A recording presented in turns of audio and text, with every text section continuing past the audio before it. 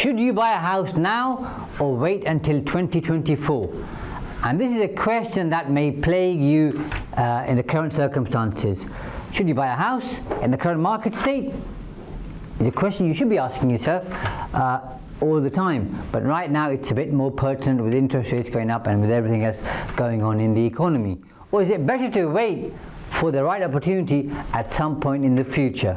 Now, there's been a decline in house prices by more than 3% this year. But that does not necessarily mean that now is not the right time to buy or now is the right time to buy. A 3% fall in the overall scheme of things is not major, but by the end of this year there is a forecast of anywhere from 5% to a 10% decline. Now that's working towards being significant. Now it might as well be that buyers are being held hostage and die hard is taking place in real life. The buying power of buyers has been revoked or reduced as mortgage rates have doubled in some instances in a very short space of time, with interest rates going up, and they're going to carry on going up, I'm afraid. To understand the right time to buy a property, let's make a pros and cons list, shall we? The pros of buying a house right now.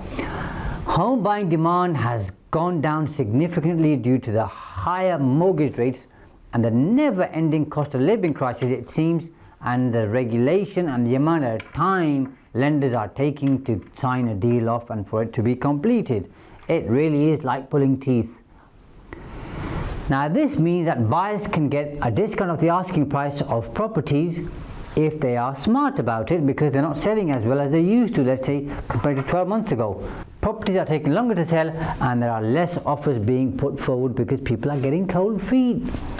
The result being that an average of 4% discount of an asking price can quite easily be obtained and attained by a buyer. I'd say go for more than that, but that's just one. Or just 4% is just one figure. The cons of buying a house currently. Now there's a risk involved in buying a property in the current conditions. It has a name, negative equity, and that should send a shiver down your spine as it does down mine.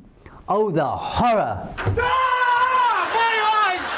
My eyes! Perhaps in the last 6 months or so, you have made an offer on a house, or you think you're making an offer on a house, and you've not secured one yet. If you have secured one, you're still plowing through the bureaucracy of trying to get the deal over the line.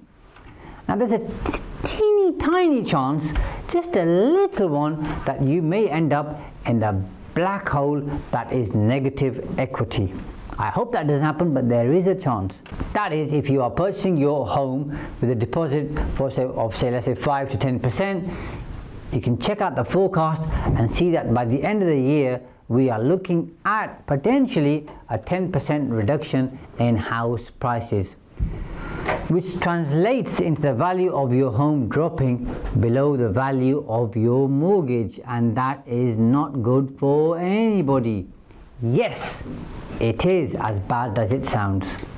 Suppose you bought a house with a 5% deposit and you're a first-time buyer, and the house price of value falls down a flight of stairs and reaches 10% reduction. You'll be staring at negative equity's ugly face. If you decide to sell while you're in a black hole, you'll have to cough up to make up the mortgage shortfall. And if interest rates go up and you're not on a fixed mortgage, you're going to struggle to keep up the repayments too. But there are predictions for a rise in prices in 2024.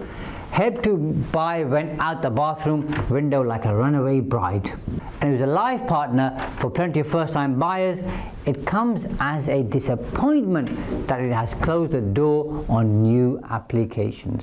So, anyone looking for a way to jump ahead on the property ladder will no longer be supported by this government scheme. Don't worry though, shared ownership schemes still exist, and may they live long and prosper. Should you reconsider your property purchase is a question you may be asking yourself, and a good question that too. As always, it depends on your circumstances whether you should pull out of a property purchase transaction or not. And I can't make that choice for you. You need to think about that and decide. Think about your job security and your income situation, and if the climate changes, what the downsides are, because people spend too long looking at the upside and not enough time looking at the downside. If you have suffered some sort of a loss of income, then it is best to let it go. Up until the point you sign an exchange contract with the seller, you can throw the purchase away without having to face any financial penalty, apart from obviously any money you've spent on a valuation, or if you've paid any upfront legal costs. Now, if you make the decision too late and the exchange has already happened or taken place, then the seller gets to sit on your deposit like 𝐓𝐴𝐷 and claim damages. Of your enormity, O 𝐓𝐴𝐷, the stupendous. Do you think flattery will keep you alive? And let's face it, you are not Bilbo Baggins. Is investing in property in 2023 a wise choice? As of right now, right here, tenant demand is high, and it has been for quite some time. I think that's going to continue just because of the situation we're not building enough houses. And that's why rents are breaking records. Nobody wants them to break at all, but unfortunately supply and demand is obviously how the economy works. Competition is way less, so that gives a buyer the power to negotiate the asking price, which is different to what it was 2 years ago. Your superpower can be that you have cash in your pocket and you can offer to do the deal quickly. But the story goes that just as the residential mortgage market has become a war zone, buy-to-let rates have reached the skies and are still increasing. Now, this makes it challenging for property owners to get the mortgages that they require, including obviously the serviceability that they need, so that they might have to put down larger deposits and they might not have that cash, so that's going to restrict and constrict the marketplace. More strict tax rules have punched the guts out of profits for high-rate taxpayers, including SDLT and all the other taxes, which means rents have gone up even higher. And that's all the violence in the world of property business for today. Come back later for some more action-fueled updates. See you next time. And before you make your dramatic exit, leave a comment below, will you?